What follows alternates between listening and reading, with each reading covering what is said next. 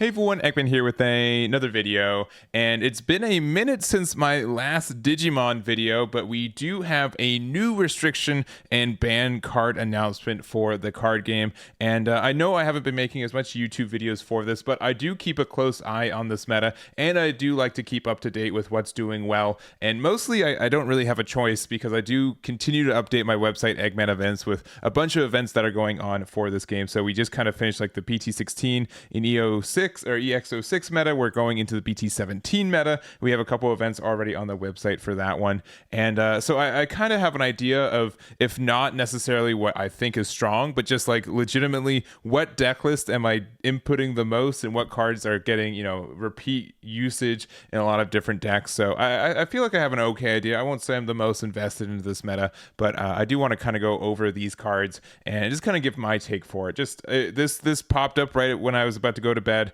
This announcement came up. I'm like, you know what? Let's make a Digimon video. I'm feeling it, and let's just jump on into it. So I did already go look, and I know what's there. So this isn't going to be like a surprise for me, but maybe it is for you guys. So we will go through it. But this is this is August 23rd when this is announced. It will go live on August 31st, and we're gonna jump on into it. So we do have the first card, and I'm going to just show the first two real quick. This should not be a surprise for I don't think a lot of people. We have the promo Ukkomon and also the promo Lui.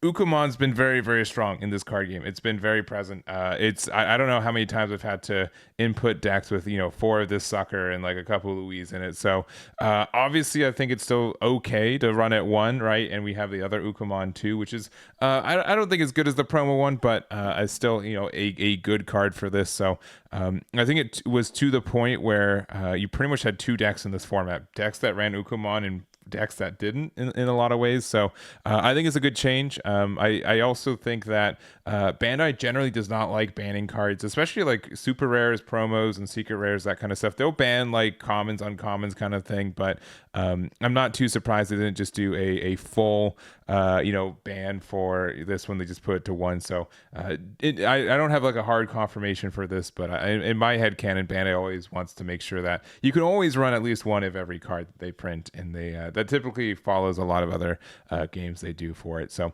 I think a lot of people were expecting this. These were cards even with me not being super in this meta, I'm like, this is definitely a problem, and I'm happy to see that it is getting addressed. So these two I think were easy in the hole. They're gonna get hit probably, and I think a lot of people expected that as well. So moving right along, we do have Hammer Spark, and this one caught me by surprise a little bit. I mean, this is a set 1 meta, right? This is from Star Deck 2. It's been reprinted like a dozen times, right? With different arts. So like this is like a blue staple in a lot of decks, but I will honestly say, recently I haven't been seeing it as much. I think the only deck that I see it moderately consistently in is the new Ancient Gabumon decks. You guys could tell me I'm wrong, and if there's other decks that you routinely use this. I mean, we do have like blue-green Imperial Dramon. We also have like Mirage, but I think they generally use their Tamers and the memory boost instead of Hammer Spark outright. So because of that, this was not a card on my radar, and I did not see a lot of other people thinking that this was a card that needed to be hit. But they kind of say it best in their explanation. This card has been used in decks that include blue cards for a long time, but the increased variety of cards available now allow for more card drawing, making it possible to have multiple cards in hand and use them consecutively in one turn.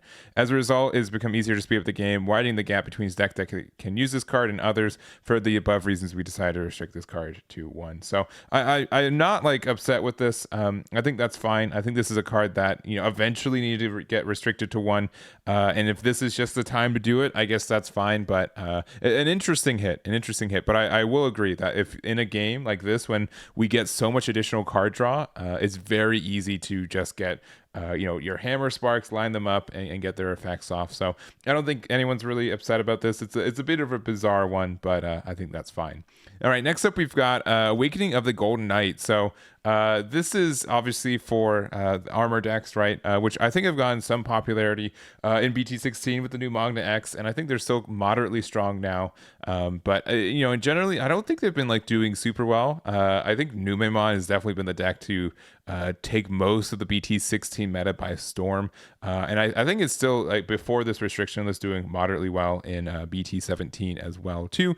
But with that though in mind, I do think being able to cheat up into your X is pretty strong. So this card is used in decks that mainly use BT16 Magnamon X antibody, which has a high usage rate in recent game environments. When combined with cards such as the level 3 cards that support devolution, it's possible to keep BT16 Magna X on the board early and move towards attacking. The above play is very powerful and creates situations that many decks can't handle. To fix this issue, we decided to restrict this card to 1 per deck.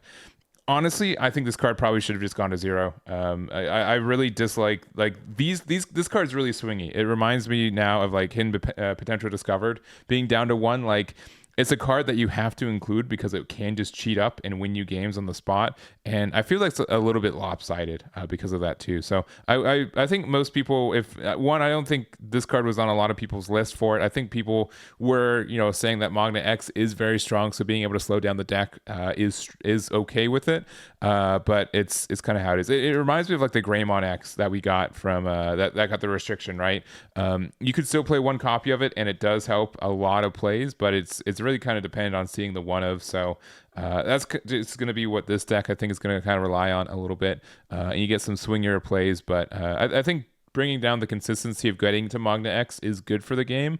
I don't like one of like these ones. Like Hammer Spark kind of makes sense because like right, it's like you just get an extra memory. It's like a kind of like a color identifiable like limited one of instead of like an archetype specific one of that if you see you win the game kind of scenario. So I don't know. I think they could have hit this card if they wanted this card gone. They probably should have put to 0, but it's at 1 now. All right, next up we've got Numemon X Antibody, and I think a lot of people were wanting this one to go away. So when using Numemon decks, this card had high board retention from the beginning of the game, and its inherent effect can be reused when combined with other cards, allowing this card to single card to significantly increase the ability to control the entire deck. In addition, since a level 6 can also be played by its effect, it's easy to digivolve from there to a level 7, which has a higher output to create one-sided board control at the early stages. So super right. I've played a good amount of Numemon decks, and like even with me like taking a break from Digimon for a little bit or not being as involved, I can definitely tell that this is a problem. I can't imagine like playing months of this format, consistently with this being a card that exists from it. I think a lot of people are going to be happy this goes to 1. Still kind of the same thing with the Golden Knight. 0, I don't think 1 and 0 is kind of rough for it, and this card in particular like is just such a value gain and just so hard to answer that I think a lot of people would just want it to 0, but that's what it is. But clearly I think Numemon has been doing very, very well, and I think it's going to continue to do well if it didn't get a hit on the restriction list in BT17. So I think that's a solid hit for it, and obviously I think it was one of the best decks to take advantage of the Ukkomon package as well. So I still think the deck gets some good value, but definitely weakened from before. And I'd be really curious to see how it does into the BT17 format too. So, but there goes Numemon X. And generally, I would say so far, so the Ukkomons and the Numemon X, I think like in BT16 it was this deck like Yellow Vaccine, Armor, and Numemon were both all 3 like the stronger decks in that format as well.